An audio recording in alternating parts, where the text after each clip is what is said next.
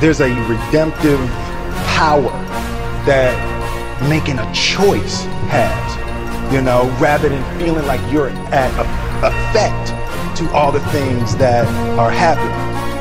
Make a choice.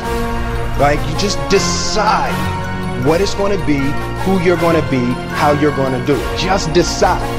The universe is going to get out your way. Up next, a man who personifies the ultimate rags to riches story. He rose from sleeping in public bathrooms with his son to becoming a millionaire. Chris Gardner is our slice of life. I'm Chris Gardner.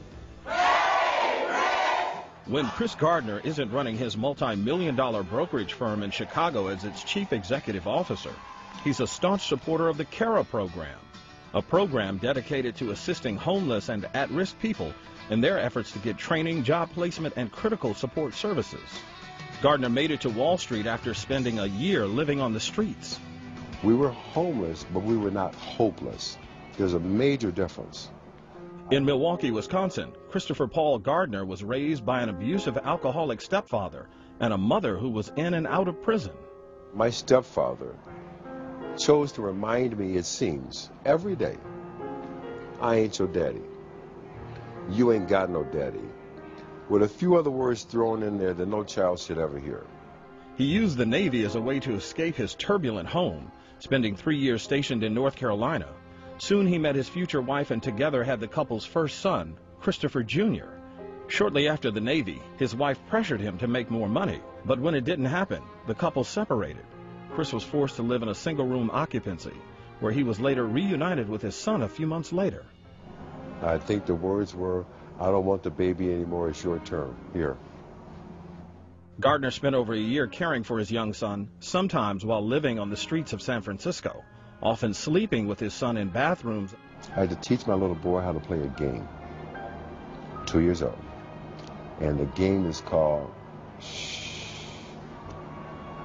And that means that no matter what anyone says on the other side of this door, no matter how hard they pound, no matter what they threaten, we're not here.